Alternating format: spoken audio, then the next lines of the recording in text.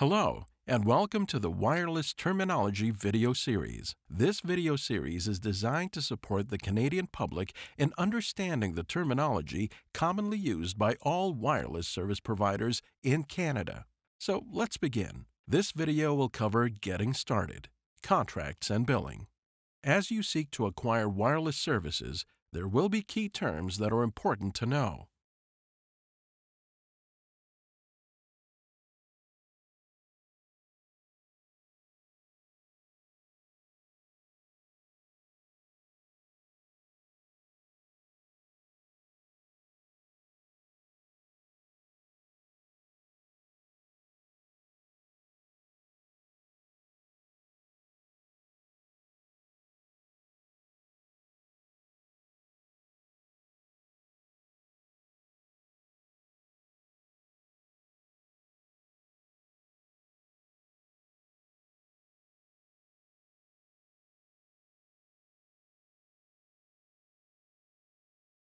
An account number is a unique number that is assigned to a customer's account with their wireless service provider and may be related to one or more phone numbers. An account number may also be used to identify a customer when they access their services online, in-store, or via phone.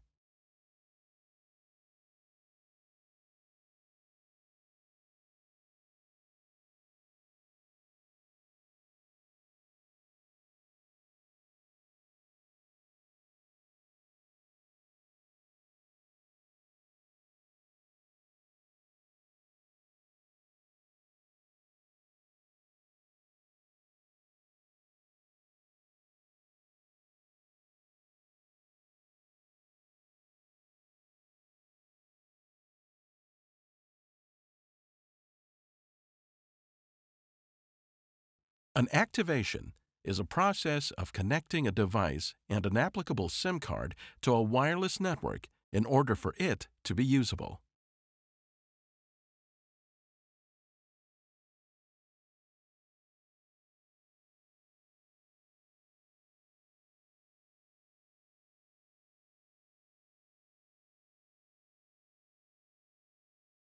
A bundle is a package of services that are available from a service provider, possibly including TV, internet, home phone, and wireless service.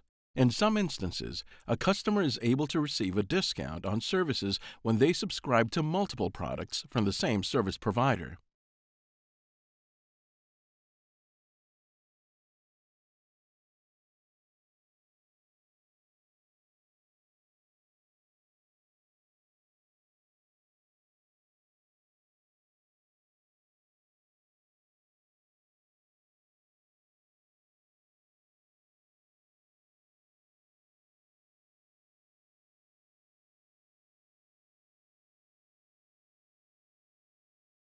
A credit check may be performed by a wireless service provider to establish if a potential customer is creditworthy. For wireless service, it typically determines whether a customer can get a subsidized device.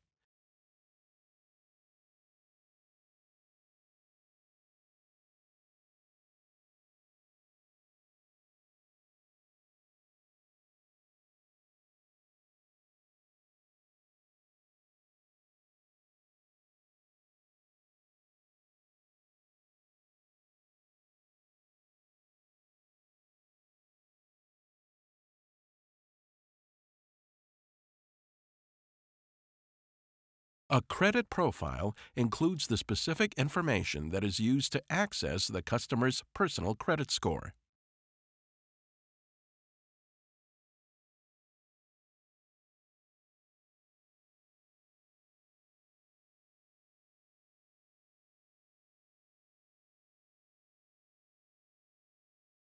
Where a customer's ability to fulfill their financial obligation is not certain based on their credit score, a security deposit may be required. A security deposit is a sum of money that is provided by a customer in advance and then held by the wireless service provider for a predetermined period of time. If the money is not applied toward outstanding debt on their account, it is returned to the customer at the end of the contract period with interest.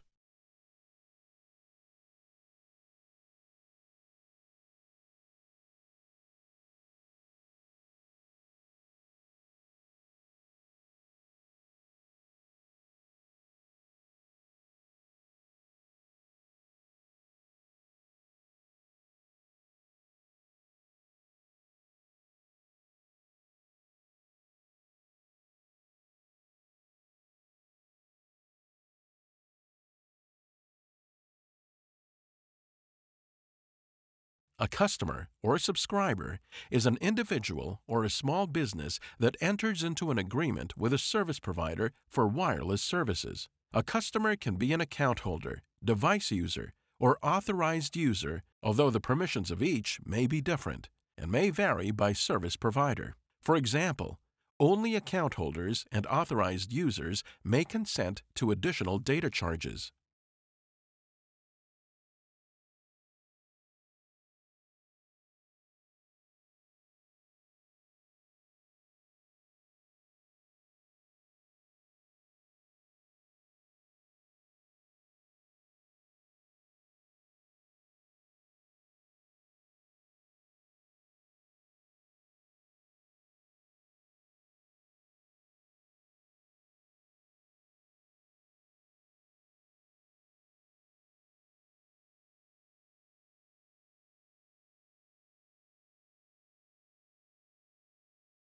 An account holder is a person who is financially responsible for payments for services under a contract. They are responsible for all aspects of the account. An account holder is not necessarily also the device user. For example, an account holder has their name on the bill and are responsible for paying it.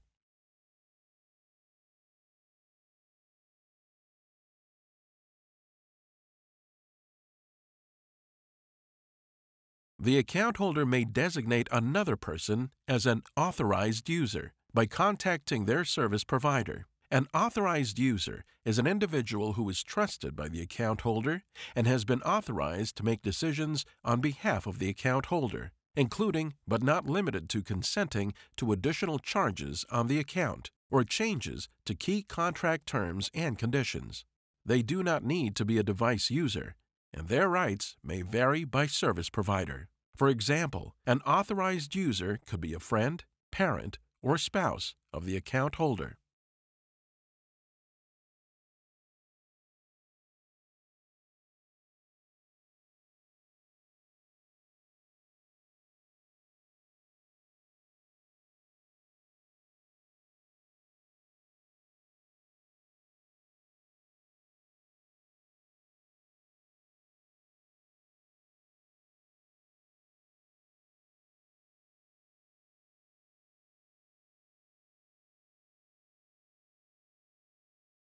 A device user is a person who uses a device associated with a contract. A device user can be an authorized user or an account holder, but doesn't have to be either. An individual who is simply a device user does not have permission to make changes or make decisions affecting the service or contract. For example, a device user could be an employee of a business or a child of the account holder.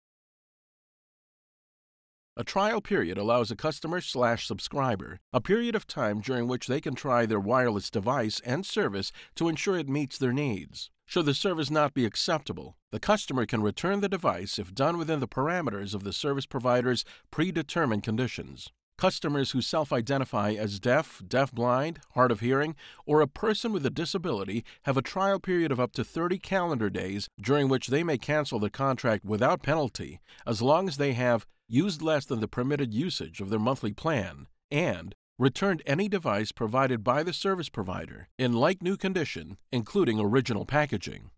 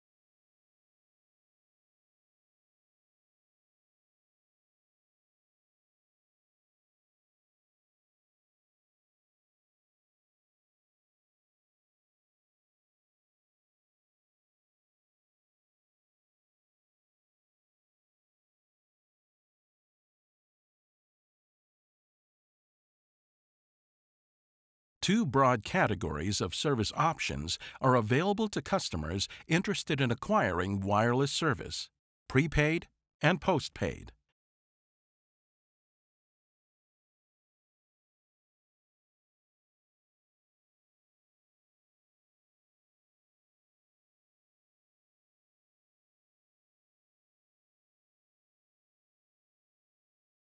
A customer has prepaid or pay-as-you-go services if they have to regularly top up their account to activate and/or use services. Prepaid and pay-as-you-go customers do not get a monthly bill and pay in advance for the services they are planning on using.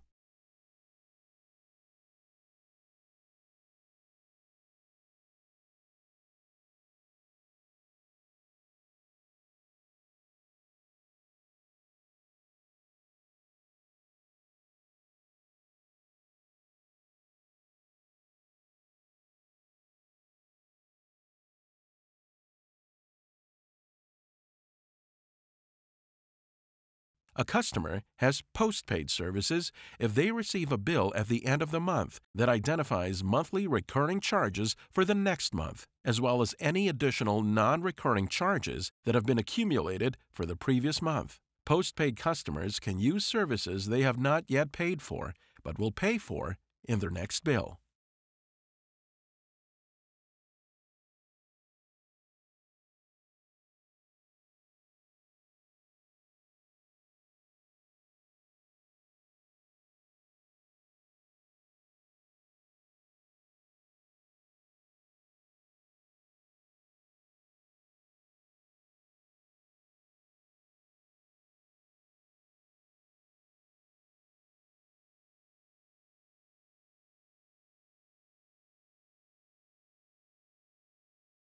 The commitment period of a contract will depend on whether a customer has a fixed-term or no-term contract. For fixed-term contracts, the commitment period is the entire duration of the contract. For no-term contracts, the commitment period is the current month or billing cycle.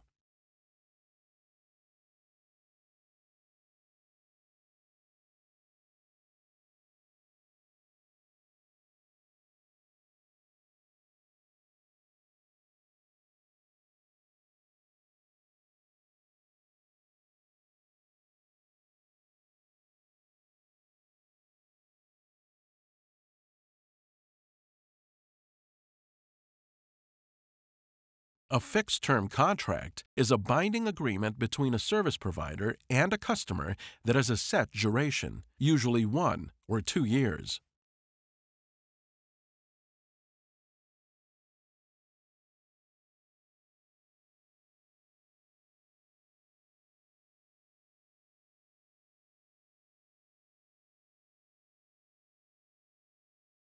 A no-term contract is a binding agreement between service provider and a customer that does not have a set duration. No-term contracts automatically renew each month. This is also known as an indeterminate contract or month-to-month.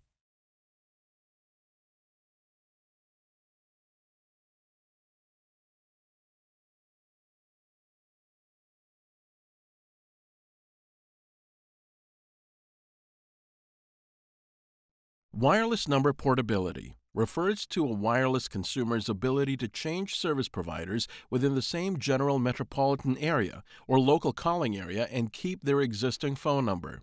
For example, consumers with service in Halifax can keep their phone number and switch providers when they stay in Halifax, but not if they move to Sydney. A customer should check with the service provider they want to switch to in order to make sure they can port their number.